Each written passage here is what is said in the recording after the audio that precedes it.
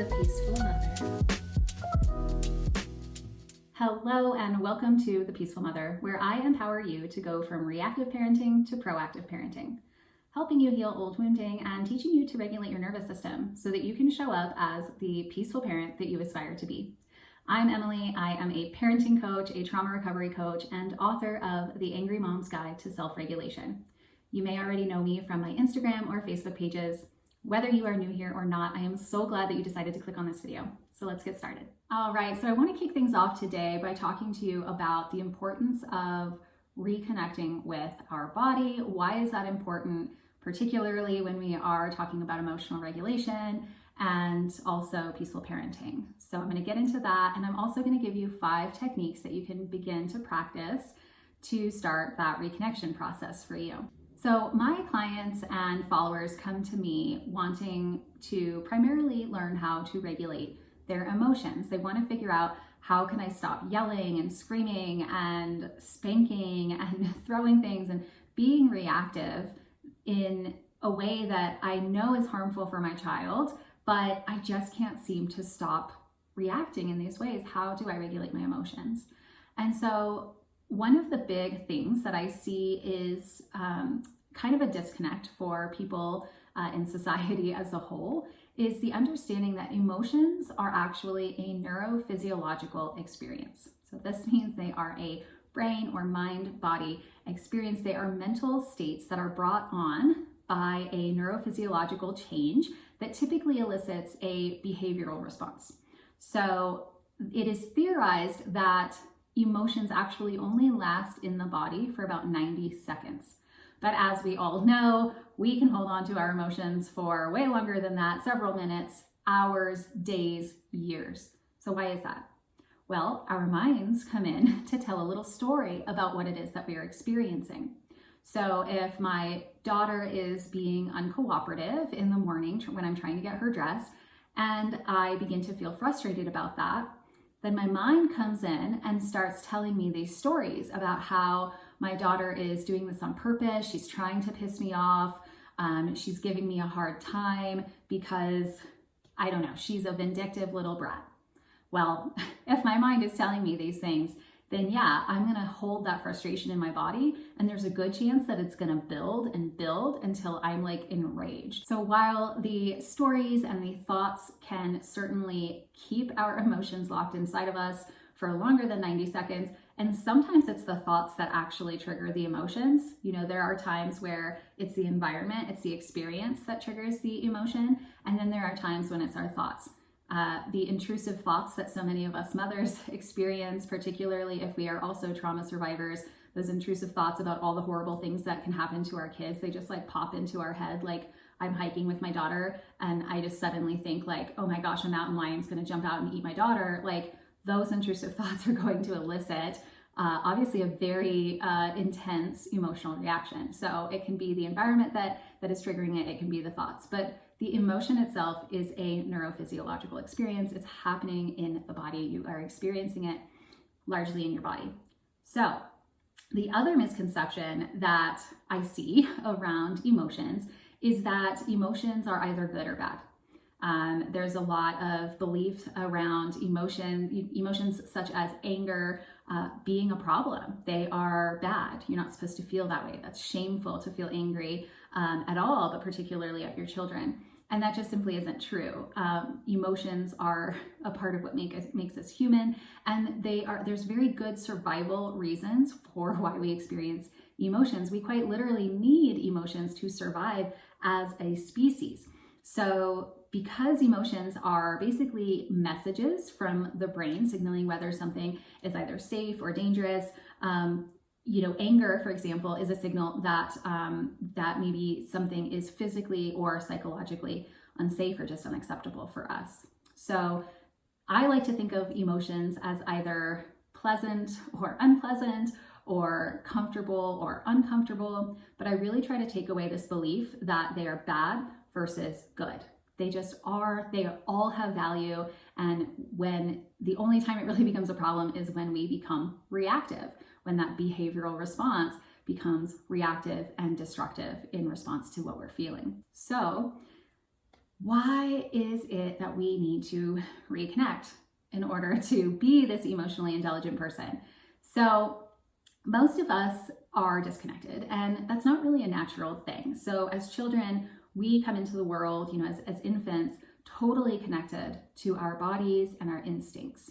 We are hungry, so we cry.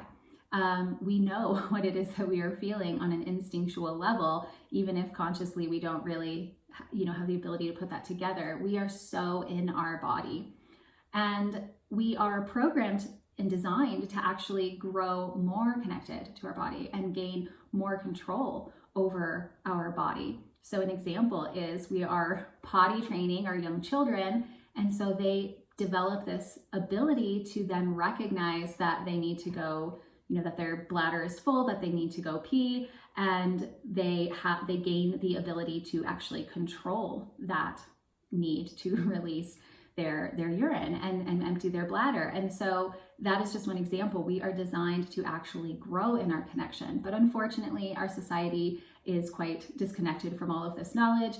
And so through our life experiences, and also just through our parenting, the parenting that we received, traditional parenting, unintentionally, often will teach us and children to disconnect from our bodies and our instincts. So how is this done?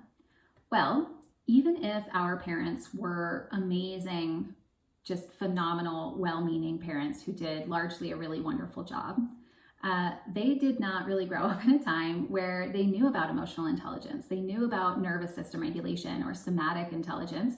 And most of them actually didn't even have a basic understanding of how our little child brains were actually working and how our development worked. And so they were misguided in the way in which they approached, dealing with our emotions and dealing with our behaviors. And typically, they were parenting in the way that they were parented, just as I'm sure so many of you are doing now. That is natural.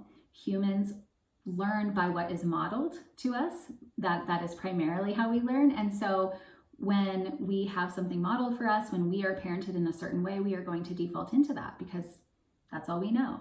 And so there is no shame in, having been the traditional parent or having done any of the things that I'm going to point out in this video as being potentially harmful or helping, kind of lead children to disconnect from their bodies. There is no shame. We don't know what we don't know until we know it. So I hope you can give yourself grace for that. So think about how your caregivers primarily responded to your cries as a young child.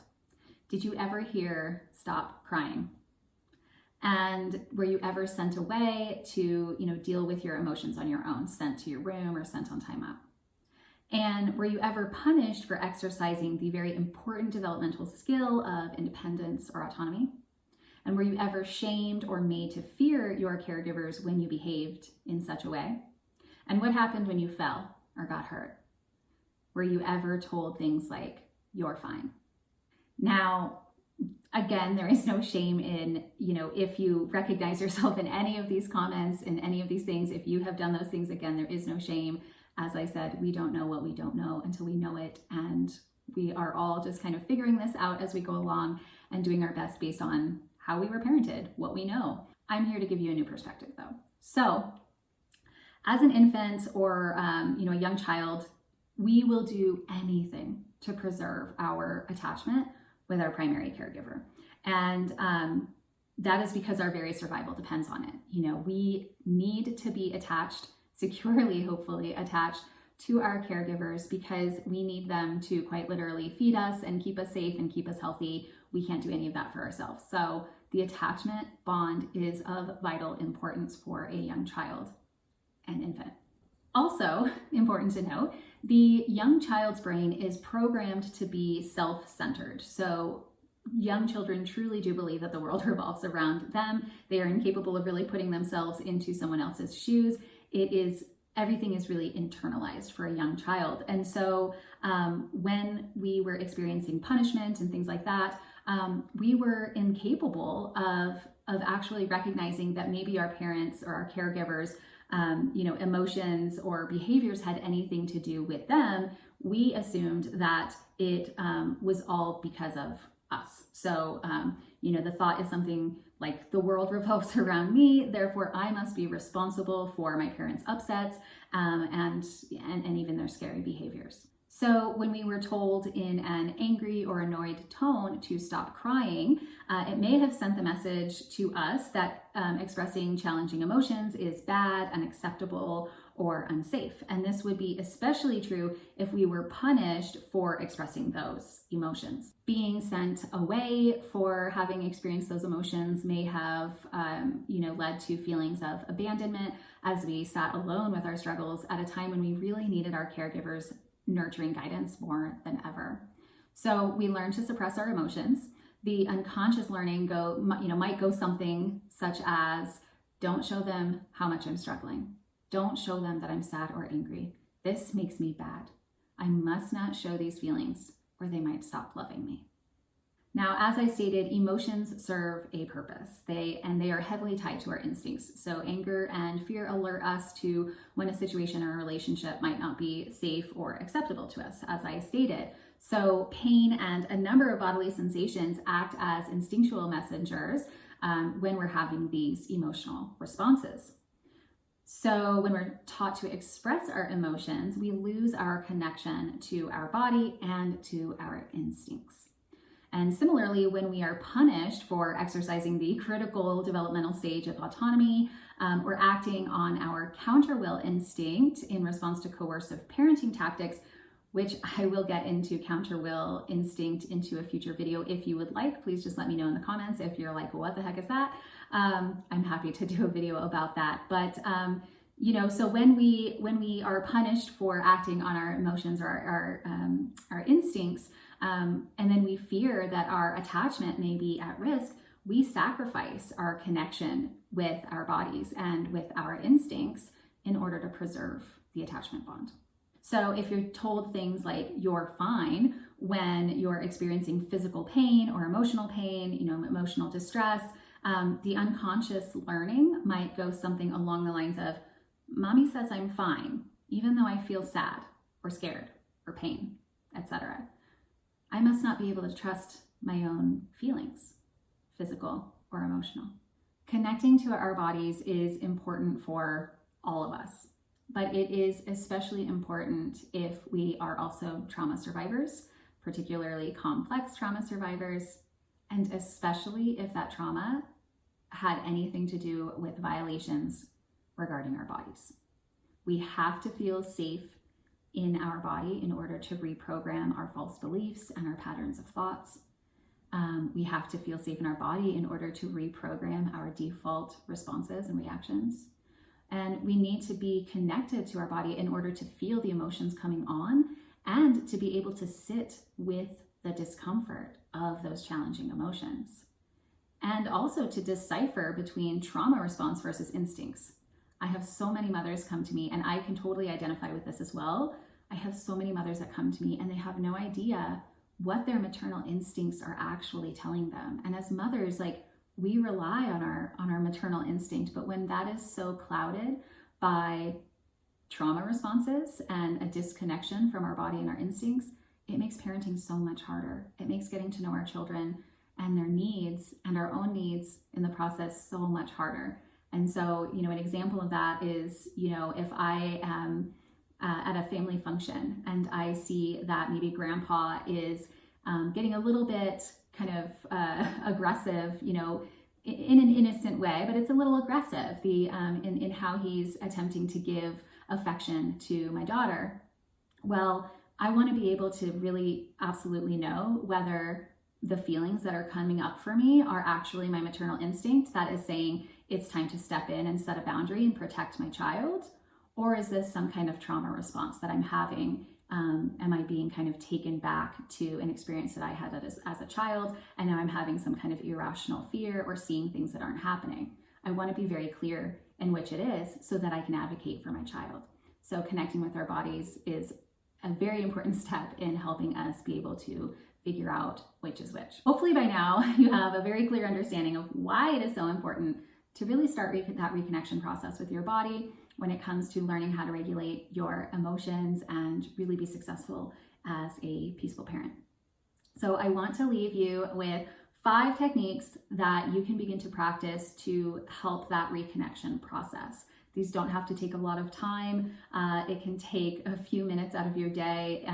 It can take a minute out of your day, and they can be really fun. And these are things that you can do with your children as well. I started doing somatic work with my daughter when she had just turned 2 years old, and she loved it. She still loves it, and it's a way for us to connect and have fun and get silly and just connect with our bodies as well as each other. So let's get into it.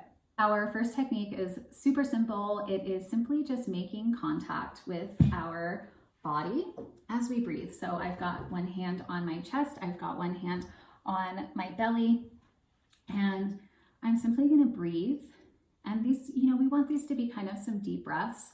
And I'm just going to sit and notice the feeling of my chest and my belly rising and falling with my breath, and just really making that connection and just kind of recognizing that movement. That's all we're going to do. So we'll take a few minutes to do this together. So again, hand on your chest, hand on your belly, and we are breathing deep into our bellies for this. So we're going to breathe in through our nose and out through our mouth. So let's get started.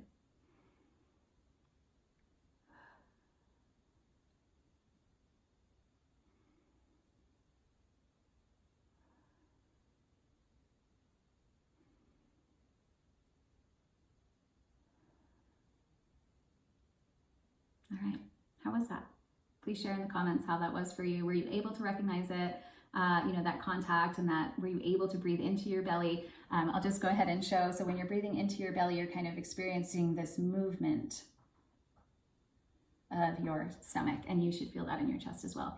And if you don't, that's okay. You might need just more time with this.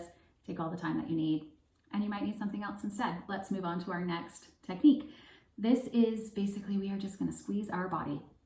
We are doing a body squeeze. And so it's just, firm but gentle, like peaceful parenting, firm but gentle. And we're just squeezing. And really just try to bring your awareness to how that feels. Are you able to feel that squeezing? How does it feel in your arm when you squeeze? Are you able to recognize the contact of your skin on your hand? Are you able to feel your muscles contracting? What can you notice? How does this make you feel? And I want to note that when we are doing somatic techniques, when we are doing any of this work, we don't ever want there to be pain or emotional distress. So sensation is great. Pain is a cue to you that it is time to back off, or this is not the right technique for you. And I also want to note that, sometimes these things can bring up really strong emotional reactions. And that can be okay if you are in a safe place and you have the time and you feel that safety to go ahead and sit with that emotion and process that emotion. That's amazing. But if you don't have that time and that space and you're just not ready, then again, back off. Listen to your body. It's your guide. All right, let's get into our next one. So the next one is the butterfly hug. So this one is super simple, and we are just going to cross our arms across our chest, and we're just going to move our hands, flutter them against our chest, kind of the top, the bottom of our shoulders, top of our chest, and we're just fluttering. You can also cross your fingers. Sometimes people do that, make the little butterfly's body. The important part is that we are fluttering our butterfly wings. You can close your eyes if it feels safe, and just really try to recognize the connection. How does that feel on your chest and shoulders, to feel the tapping? Can you feel that connection in your fingertips? How does that feel for you? Again, let me know in the comments how these go for you, which ones are working for you, which ones are not. Let me know. And then next we've got dance. So this one is fun. This, can really be, this can be something that you kind of do slow movement to. There's a static dance, but it can also just be turning on your favorite song and having a dance party with your children in the living room, and really just bringing your awareness to how does your body move in response to the music. And maybe you don't have music. We don't have music right now. So what is it like to just move your body? And obviously this gets a lot easier when we do have music, because dance can be such an instinctual thing. We don't think about, I mean, I know not everybody is like a dancer, but we often don't have to think about how to move our bodies. When we just hear the music and we just kind of let it speak to us and let it inspire movement, that's instinctual. So that's a really wonderful way to build that connection with your body and strengthen your connection to your instincts. Now, the last one is involving a shower or hand washing. So when you are in the shower and you're feeling that shower, the water from the shower head beating down on your body, on your skin, just taking a moment to really recognize, like, how does that feel? Am I feeling tingliness? Does it feel, maybe, I'm sure there's going to be some temperature, that you can feel there, some warmth, some cold, things like that. And really just kind of bringing your awareness to that feeling of the water hitting your skin. And you can do it in different locations of your body, and you can really look at your body and even kind of recognize, like, as the water is hitting my arm, saying like, this is my arm. I feel my arm, and really making that contact. The alternative option is to use hand washing. So just kind of using maybe some cold water at first, and making it more warm, and really feeling the difference in temperatures, and again feeling that contact of the water on my skin, and how does that feel. And really all of this is, we're not really judging it so much. We're not trying to find a very specific outcome, except that all we want to do is really recognize the connection of the water on our body, the connection of our hands on our body, the connection of our movement in relation to the sounds and the music that we're hearing. So I hope that makes sense to you. Again, please let me know in the comments which ones you are excited to try, which ones are working for you, and which ones aren't. I hope that you found value in this video, and please come back soon. Stay tuned, subscribe, and turn on your notifications, because I've got a lot more goodness coming. Thank you.